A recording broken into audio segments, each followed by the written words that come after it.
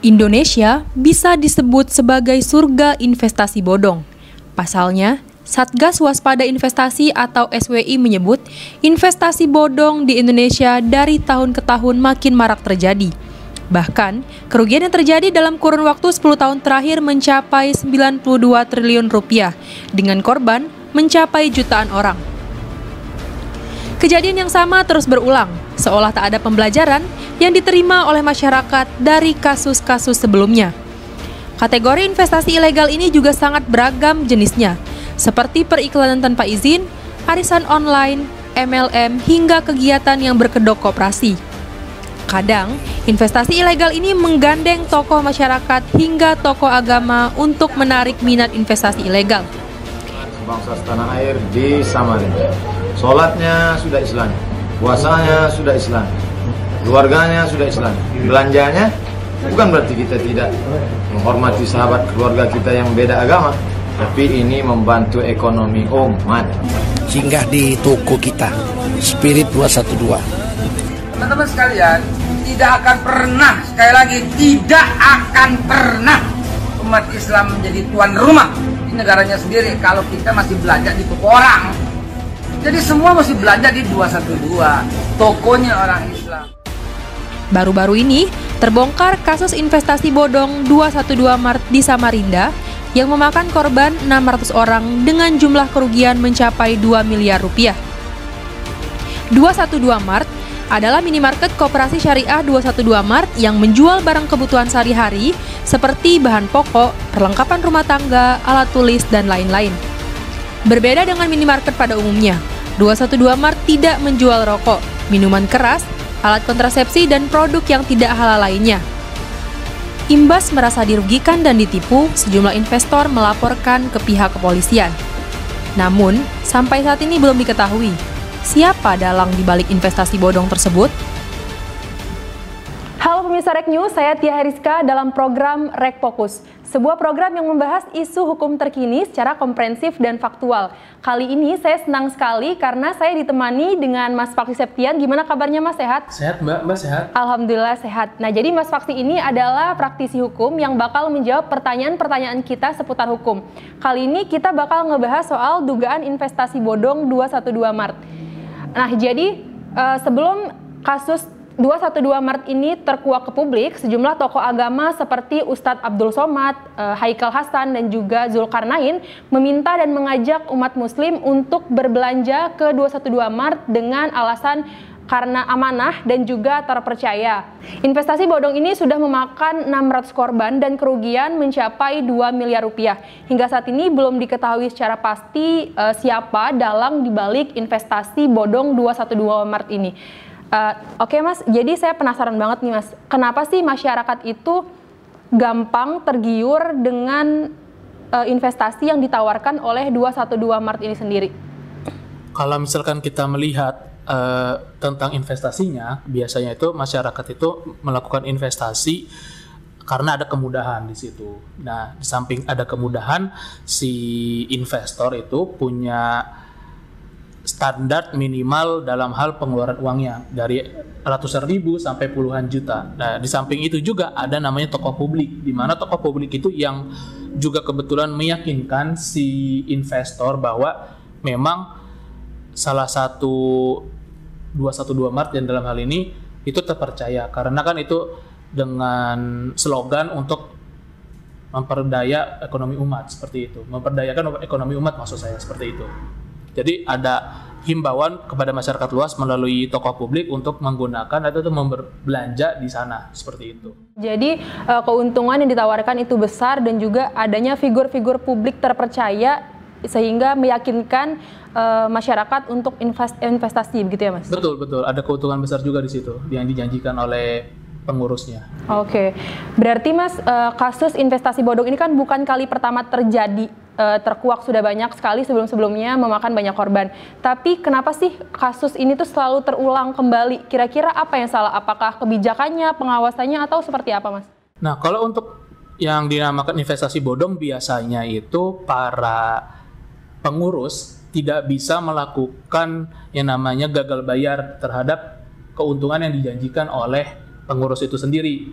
Kenapa demikian? Karena biasanya itu si pengurus tidak menerapkan prinsip tata kelola yang baik dan prinsip kehati-hatian serta prinsip yang lainnya, di mana pada saat koperasi dalam hal ini telah menampung atau menghimpun dana masyarakat, seharusnya itu ketika melakukan pengelolaan dana itu harus menggunakan prinsip-prinsip tersebut. Di samping itu juga ada namanya pengawasan yang kurang terhadap pemerintah, karena koperasi di Indonesia ini kan banyak. Nah, sedangkan koperasi itu ada yang menginduk ke perusahaan besar, ada yang menengah ataupun yang kecil. Nah, sampai saat ini pemerintah hanya fokus di koperasi yang menginduk di perusahaan-perusahaan besar, baik itu BUMN atau swasta atau yang kapital-kapital besar. Sedangkan kalau yang masih kecil dan menengah itu kurang diawasi seperti itu. Meskipun memang sudah ada undang-undangnya tentang perkoperasian, tapi tetap saja untuk pengawasan tidak ada lembaga khusus. Sedangkan kalau misalkan kita bandingkan dengan perbankan, itu ada namanya OJK. Nah, OJK itu bisa melakukan pengawasan yang begitu ketat, tapi kalau perkoperasian tidak ada lembaga pengawas yang independen, cuma di bawah naungan Kementerian Koperasi, tapi subnya itu ada di dinas-dinas. Seperti itu sih, Mbak. Berarti kebijakan seperti apa nih Mas yang bisa menghentikan investasi bodong ini? Nah, kalau misalkan kita lihat kebijakan, seharusnya kita mencontoh tentang perbankan ya. Perbankan itu kan dia mengelola dana masyarakat dengan begitu besar, sehingga lembaganya pun juga besar, seperti ada namanya OJK, ada LPS, dan lain sebagainya. Tapi kalau misalkan koperasi, seandainya koperasi melakukan pengawasan seperti halnya di perbankan, itu bahkan akan menyamai seperti halnya perbankan itu sendiri. Cuma sayangnya pemerintah ini belum membuat lembaga seperti OJK khusus untuk mengawasi koperasi-koperasi baik yang besar, sedang maupun ataupun yang kecil, seperti itu. Oke, terus kalau misalnya ngelihat dari sisi hukum nih Mas, bagaimana sih tanggung jawab dari pengurus Koperasi 212 Mart sebagai badan hukum terhadap korban-korban yang mengalami kerugian tadi? Kalau misalkan kita balik lagi ya, pertanggungjawaban secara badan hukum itu ada namanya pengurus. Nah, di koperasi itu dipisahkan pendiri dan pengurus. Oke. Nah, yang bertanggung jawab secara hukum baik di dalam maupun di luar persidangan itu ada namanya pengurus, ada namanya ketua, sekretaris, dan bendahara. Nah, di mana ketiga unsur ini seharusnya yang dapat bertanggung jawab terhadap koperasi ya dan unit usahanya. Akan tetapi apabila di dalam unit usaha tersebut tidak di bawah naungan koperasi, kemungkinan itu tidak masuk ke dalam tanggung jawab si pengurus koperasi tersebut, melainkan ke manajemen yang terdekat dari korban. Misalkan si yang sekarang lagi viral ini kasusnya yang ada di Samarinda. Kalau misalkan di Samarinda itu tidak terdaftar di koperasi yang induk, nah tanggung jawab itu beralih ke manajemen yang terdekat, seperti itu. Siapa yang pertama kali mengusulkan penghimpunan dana, terus siapa yang mengelola dana itu, terus yang berikutnya dialirkan kemana dana itu, kan bisa dilacak gitu penggunaan dananya. Dan apabila ada kewajiban yang belum dibayarkan, kan tinggal dilihat lagi siapa yang mengelola, apakah dari pusat atau daerahnya, seperti itu sih, Mbak. Oke, jadi 212 Mart ini sendiri Mas, sebenarnya bagian apa dari Koperasi Syariah 212 Mart, Mas? Kalau misalkan kita lihat dari website resminya, itu ada memang di Koperasi Syariah 212 itu ada namanya unit usaha, Mbak. Okay. Unit usaha itu adalah di mana koperasi mengelola dana masyarakat melalui unit usaha tersebut. Nah, itulah yang akan diberikan sisa usahanya kepada para anggota koperasi tersebut. Makanya kalau misalkan si pengurus koperasi tidak menerapkan prinsip kelola yang baik ataupun prinsip kehati-hatian dan prinsip yang lainnya, maka sisa hasil usaha itu tidak dapat dibagikan kepada para anggotanya. Seperti itu, Mbak. Jadi kalau misalkan Mbak nanya mengenai 212 Mart itu termasuk salah satu unit usaha dari Koperasi Syariah. Okay. Seperti itu, Mbak. Nah, buat kita masyarakat awam nih Mas, kira-kira ada tips nggak sih agar kita itu tidak menjadi korban investasi bodong ini lagi gitu?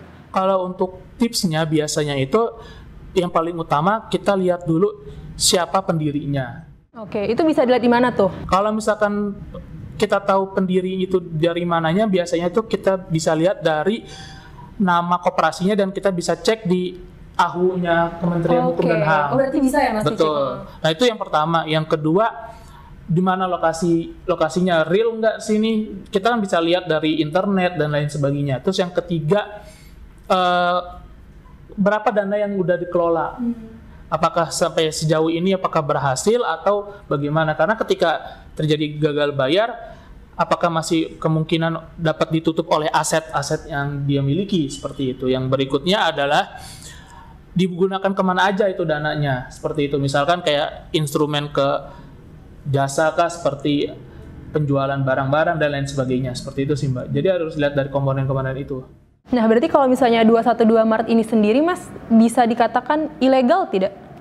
Kalau misalkan ilegal tidaknya, kita lihat lagi Mbak. Kalau misalkan yang khususnya di Samarinda ini apabila tidak terdaftar, otomatis kan secara tidak langsung dia menggunakan merek 212 Maret ini tanpa sepengetahuan dari koperasi syariah tersebut. Nah, ketika menggunakan merek tanpa sepengetahuan dari koperasi, otomatis beralih tanggung jawab, dan apabila ada kerugian, itu bukan dari tanggung jawab si koperasi. Otomatis itu yang pertama itu pasti penipu atau penggelapan dari dana yang dikelola oleh khusus di Samarinda apabila tidak didaftar. Tapi apabila itu sudah didaftar, otomatis yang harus bertanggung jawab itu adalah koperasinya, dalam hal ini pengurus, seperti itu sih Mbak. Oke. Nah, sekarang kan udah kadung nih 600 orang menjadi korban investasi bodong 212 Maret ini. Kira-kira apa sih Mas langkah hukum seperti apa yang dapat mereka tempuh agar uang mereka tuh kembali gitu? Karena yang saya lihat nih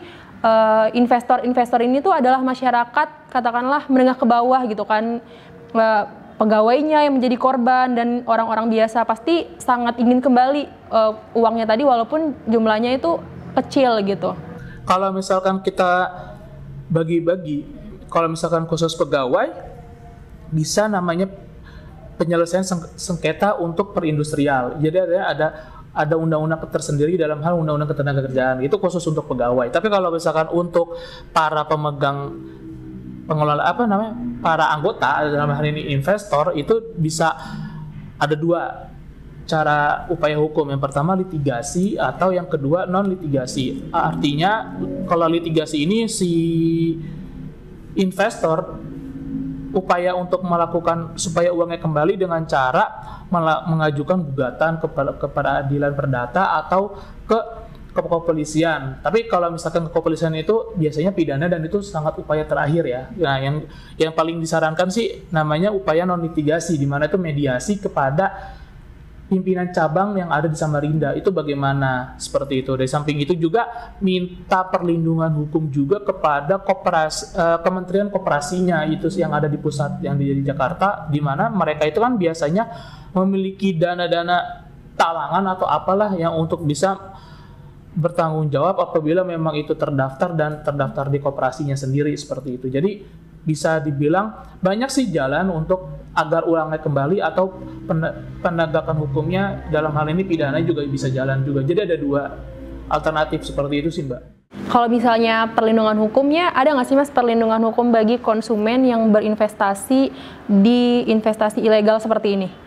Pada dasarnya ya, kalau untuk koperasi itu sendiri kan sudah diatur ada di dalam Undang-Undang Perkoperasian. Sudah diatur secara general bahwa bagaimana cara pendirian, bagaimana unit usaha dan lain sebagainya. Cuma yang paling menyesalkan itu adalah ketika implementasinya seperti itu. Jadi perlindungan hukumnya pada dasarnya secara general sudah ada. Cuma yang kurang itu adalah pengawasannya seperti itu. Jadi si para anggota itu terlindungi secara general di dalam undang-undang dan di dalam peraturan menteri dan turunannya seperti itu. Tapi kalau misalkan secara rigid bagaimana apabila terjadi kerugian dan lain sebagainya, secara general aja ya, seperti mediasi dan lain sebagainya, seperti itu aja sih Mbak.